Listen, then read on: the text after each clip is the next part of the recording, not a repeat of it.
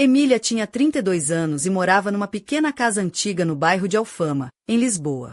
Casada há 5 anos, ela dedicava sua vida ao marido e ao lar, uma rotina comum numa vida aparentemente tranquila.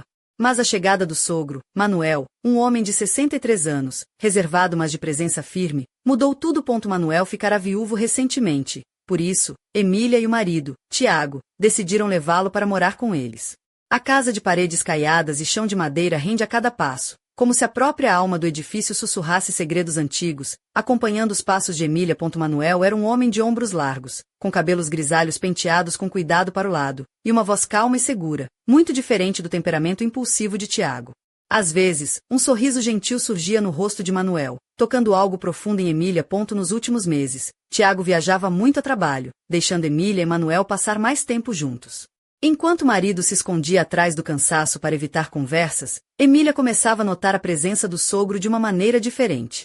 Numa dessas noites, vestindo um vestido de verão leve, de alças finas e comprimento acima dos joelhos, em que caminhava descalça sentindo o frio da madeira sob os pés, ela cruzou com Manuel no corredor.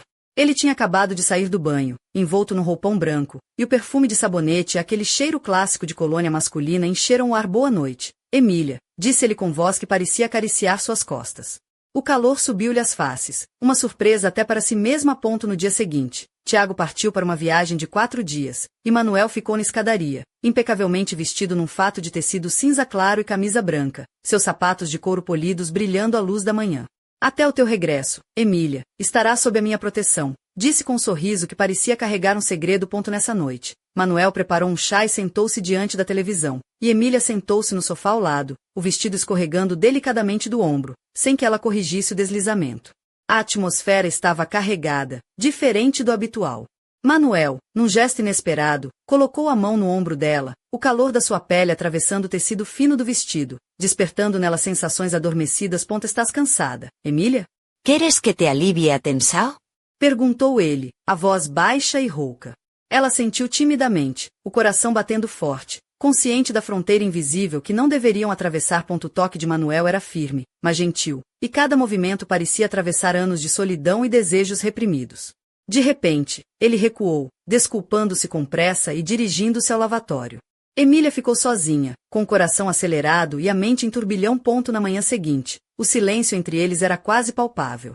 Durante o pequeno almoço, evitavam olhares diretos, escondendo-se atrás de jornais e chá quente, como se a noite anterior tivesse sido um sonho proibido.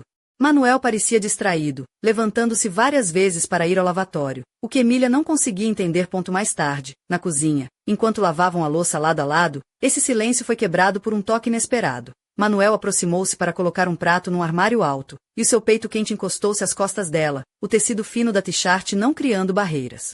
O corpo de Emília estremeceu, congelado na surpresa e no desejo contido.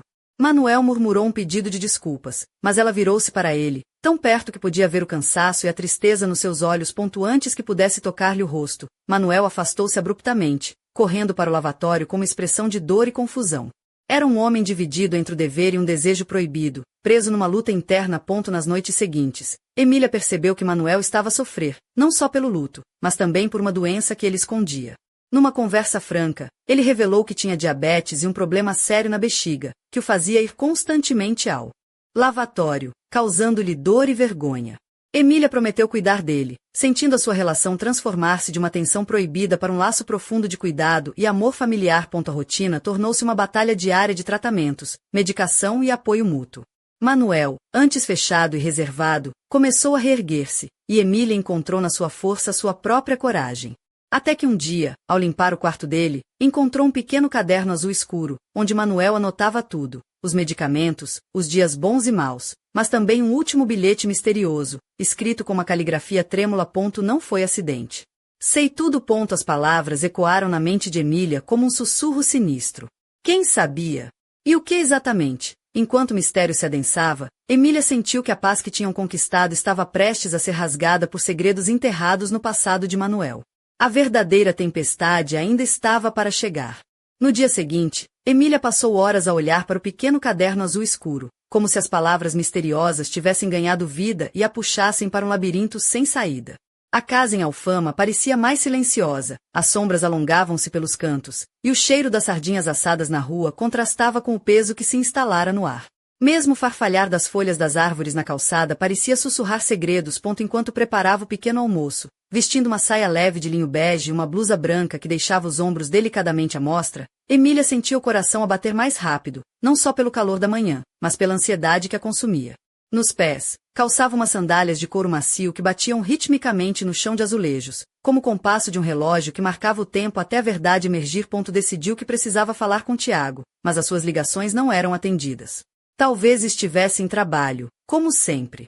Frustrada, Emília decidiu ir até a pequena papelaria na Rua da Madalena, onde costumava comprar material para o trabalho, na esperança de encontrar alguma distração. No caminho, cruzou-se com Dona Matilde, uma senhora da vizinhança conhecida pelo seu humor ácido e pela língua afiada. Então, Emília, andas com cara de quem descobriu que o bacalhau é só peixe seco? Brincou, piscando o olho. Emília sorriu, apreciando o momento de leveza, mas não podia deixar de se sentir uma intrusa nos seus próprios pensamentos. De volta a casa, Manuel estava sentado à mesa da cozinha, com a cabeça baixa, o ar cansado, mas os olhos brilhando com uma determinação silenciosa. Emília sentou-se em frente, sentindo a tensão no ar. Manuel, quem escreveu essa nota? Do que realmente estás a falar? Perguntou ela, a voz firme, mas carregada de emoção. Ele suspirou profundamente, olhando para as mãos enrugadas sobre a mesa. Há coisas do meu passado que não partilhei contigo, Emília. Segredos que pensei terem ficado enterrados, mas parece que não. Emília sentiu um arrepio percorrer-lhe a espinha. Mas o que aconteceu? Quem sabe? Por que esconderes isso de Tiago e de mim? Manuel hesitou, como se lutasse para encontrar as palavras certas. Há anos, antes de conhecer a tua mãe, envolvi-me numa situação complicada em Vila Nova de Gaia. Foi um acidente, ou talvez não. Algo aconteceu naquela noite que mudou tudo, mas ninguém sabe a verdade. Eu sabia que, se a verdade viesse à tona, podia destruir a família. Emília inclinou-se para a frente, os olhos fixos nele, como se pudesse arrancar a verdade com o olhar. Mas agora, Manuel, o que temos que fazer? Tiago tem que saber. Antes que Manuel pudesse responder, o telemóvel dela tocou. Era uma mensagem de Tiago. Preciso falar contigo. Urgent. Volto para casa amanhã. O ar na cozinha tornou-se denso, e Emília sentiu como se estivesse presa numa peça de teatro onde as cortinas estivessem prestes a cair. Manuel levantou-se lentamente, o rosto marcado pela dor e pela culpa. Nós temos que enfrentar isso juntos, Emília. Não podemos fugir mais. Ela sentiu, sentindo a responsabilidade que pesava nos ombros. Mas estás pronto para contar tudo? Para enfrentar o passado? Ele sorriu, um sorriso triste e cansado. Estou. Porque já não posso fugir do que sou. Fora dessa conversa, Emília percebeu que a vida que conhecia estava prestes a mudar para sempre. Os segredos enterrados em Vila Nova de Gaia não eram só sombras do passado, mas uma tempestade prestes a desabar sobre eles, ameaçando tudo que tinham construído. E no silêncio da casa antiga em Alfama, enquanto o sol se punha por trás das colinas de Lisboa, um presságio sombrio pairava no ar. O passado nunca fica realmente enterrado, e as verdades mais perigosas são aquelas que preferimos esquecer. Mas quem era a pessoa que Manuel temia? E que acidente ele sabia que não foi acidente? Emília sabia que a resposta estava perto, mas a verdade podia ser mais perigosa do que imaginavam. Nas ruas estreitas de Alfama, a noite caiu com uma névoa suave que envolvia as casas caiadas, dando um ar de mistério àquela parte ancestral de Lisboa. Emília, sentada à mesa da sala, vestia um vestido de cetim azul escuro que realçava as curvas do seu corpo com discrição, enquanto os pés descalços tocavam o chão frio. O brilho tênue da lâmpada criava sombras que dançavam nas paredes, tornando o ambiente ao mesmo tempo acolhedor e inquietante. O som do telemóvel a vibrar no bolso do vestido trouxe-a de volta à realidade. Era uma chamada de Tiago, que finalmente regressava ao fim do dia. O seu coração disparou, uma mistura de alívio e ansiedade a invadir-lhe o peito. Quando ele chegou, a casa inteira parecia conter a respiração. Tiago, alto e de porte atlético, trajava uma camisa branca de linho ligeiramente amassada pelo voo, e jeans escuros. O olhar dele era sério, carregado de perguntas que ainda não tinham sido feitas. Sentaram-se na pequena sala, onde os móveis antigos contrastavam com a modernidade dos aparelhos eletrônicos. Tiago olhou para Manuel com uma mistura de respeito e curiosidade, enquanto Emília sentia que o ar entre eles estava carregado de uma tensão invisível. Manuel, precisamos conversar sobre o que aconteceu antes da minha viagem, começou Tiago, a voz firme, mas sem agressividade. Manuel suspirou, a expressão endurecida pelo peso dos anos. Sim, Tiago. Há coisas que precisas de saber. Coisas que não podem ficar escondidas para sempre. Emília observava os dois homens, sentindo-se pequena entre as sombras do passado e as luzes do presente. Tiago lançou-lhe um olhar e ela sentiu, dando-lhe coragem para continuar. Manuel revelou detalhes daquela noite há muito esquecida. Um acidente numa estrada perto de Vila Nova de Gaia, uma colisão que nunca foi totalmente esclarecida, e um segredo guardado com medo e culpa. As palavras pesavam no ar como pedras, e o silêncio que se seguiu era quase palpável. De repente, um som estranho veio da cozinha, um estalido seguido de um baque surdo. Os três olharam em direção à porta, os corações acelerados. Emília levantou-se lentamente, os olhos arregalados, e caminhou até a cozinha. Ali, encontrou um envelope velho, caído no chão, com as suas bordas amarrotadas e um selo antigo. Com mãos trêmulas, ela pegou no envelope e abriu. Dentro, uma carta escrita à mão, com uma caligrafia elegante mas nervosa, que começava assim: se estás a ler isto, significa que os fantasmas do passado começaram a despertar. Há verdades que podem destruir tudo, mas há também justiça que precisa ser feita. O ar parecia ficar mais pesado, e uma corrente fria percorreu a espinha de Emília. Manuel e Tiago aproximaram-se, a atenção deles agora totalmente capturada pela carta. Quem terá deixado isto aqui? E o que quer dizer com justiça? Perguntou Tiago, franzindo a testa. Emília sentiu um arrepio de antecipação e medo. A sua vida, que até então se tinha pautado pela rotina e pelo cuidado com a família, estava agora no centro de um enigma que ameaçava mudar tudo. Enquanto a noite avançava, os três começaram a perceber que o passado de Manuel não era apenas uma sombra distante, mas uma presença ativa, pronta para emergir e confrontá-los com segredos guardados há décadas.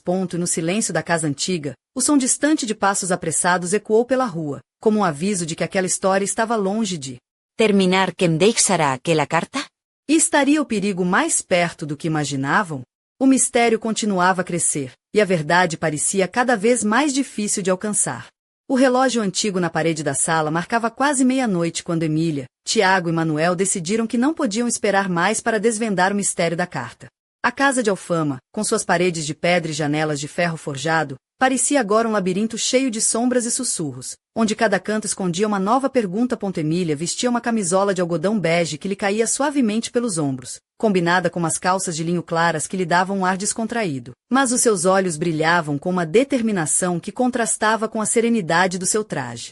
Tiago, por sua vez, puxou o casaco para cima dos ombros, pronto para enfrentar a noite fria de Lisboa, enquanto Manuel ajeitava os óculos, o rosto enrugado marcado pela preocupação. Decidiram ir até Vila Nova de Gaia, o local onde Manuel disse que tudo começara.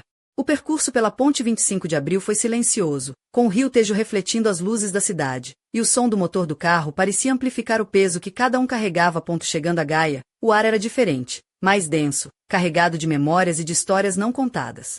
Manuel conduziu-os até uma pequena taberna perto do cais, um lugar modesto com paredes cobertas de fotografias antigas e um cheiro a vinho do Porto envelhecido. Sentaram-se num canto discreto, e Manuel começou a contar, com voz trêmula, os detalhes daquela noite. Um desentendimento com um homem influente da região, um acidente suspeito, e um segredo enterrado para proteger a família e a honra.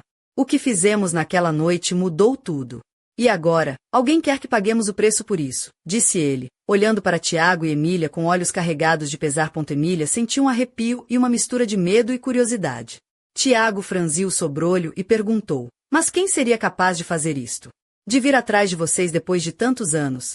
Antes que Manuel pudesse responder, a porta da taberna abriu-se com um estrondo, e um homem alto, de sobretudo escuro e olhar penetrante, entrou. O silêncio caiu imediatamente.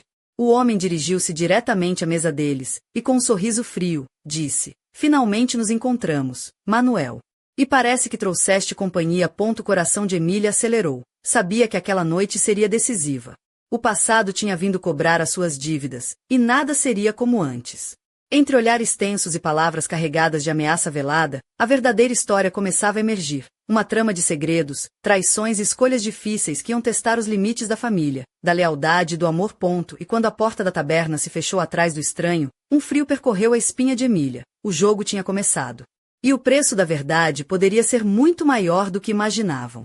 A taberna em Vila Nova de Gaia parecia encolher-se sob o peso da tensão que se instalara no ar. As luzes amareladas lançavam sombras longas e sinuosas nas paredes gastas, enquanto o cheiro a vinho tinto e madeira envelhecida misturava-se com a apreensão palpável. Emília, com as mãos entrelaçadas no colo e o vestido de algodão cru que lhe acariciava as pernas, sentiu seu coração a bater em ritmo acelerado, quase a querer saltar do peito. O homem de sobretudo escuro, de olhos penetrantes e sorriso gélido, aproximou-se da mesa com um passo firme e decidido. Manuel, falou com voz grave e carregada de uma autoridade que não admitia réplica. Chegou a hora de acertar contas. Não podemos deixar o passado continuar a assombrar-nos para sempre. Tiago, que até então se mantivera calado, levantou-se devagar, a sua postura ereta e o olhar firme a transmitir uma proteção silenciosa. E quem é você para decidir o que deve ou não ser esquecido? Perguntou, a voz firme mas controlada. O estranho sorriu, algo quase cruel a dançar-lhe nos lábios finos. Chamo-me Duarte. E, ao contrário do que pensam, não vim para fazer amigos. Venho para garantir que a verdade venha ao de cima. Ele puxou de um envelope e estendeu-o sobre a mesa. Aqui estão documentos que provam que o que aconteceu naquela noite em Gaia não foi um acidente. Foi intencional. Emília sentiu um calafrio percorrer-lhe as costas. A mão de Manuel fechou-se em punho, as veias saltando sob a pele envelhecida. Por que agora? Por que nos persegues depois de tanto tempo? Murmurou, a voz embargada pela mistura de medo e raiva. Duarte olhou para ele com desprezo. Porque o silêncio tem um preço, Manuel. E esse preço está a ser cobrado agora. Vocês têm uma família, uma vida confortável, mas não podem fugir para sempre das suas escolhas. Emília lançou um olhar a Tiago, que apertava os dentes, claramente a lutar para manter a calma. Isso é chantagem, disse ele, os olhos faiscando. Não vais conseguir o que queres com ameaças. Duarte riu, um som seco e cruel. Ah, mas já consegui. Vocês vão começar a pagar, e não haverá escapatória. Nesse momento, a porta da taberna abriu-se novamente, e uma mulher entrou, alta e elegante, com um casaco vermelho que a destacava na penumbra. Os seus olhos encontraram os de Manuel com uma intensidade que fez o velho homem estremecer. Duarte, estás a ultrapassar os limites, disse ela, a voz firme mas carregada de emoção. Não podemos deixar que este passado destrua tudo. Estranho virou-se para ela, o sorriso a tornar-se mais tenso. Ana, sabes tão bem quanto eu que esta história não morreu. E não vai morrer até que a verdade seja revelada. Emília sentiu-se pequena naquele jogo de poder e segredos. O mistério que envolvia Manuel era mais profundo e perigoso do que alguma vez imaginara. E enquanto os olhares se cruzavam, percebeu que estavam todos presos numa teia onde confiança e traição se misturavam, e onde cada escolha poderia ser a última. Naquela noite, a casa em Alfama parecia mais distante do que nunca, e Emília sabia que o que estava por vir podia mudar para sempre o rumo das suas vidas. Mas a pergunta que lhe queimava a alma era: até onde estaria Manuel disposto a ir para proteger o seu passado?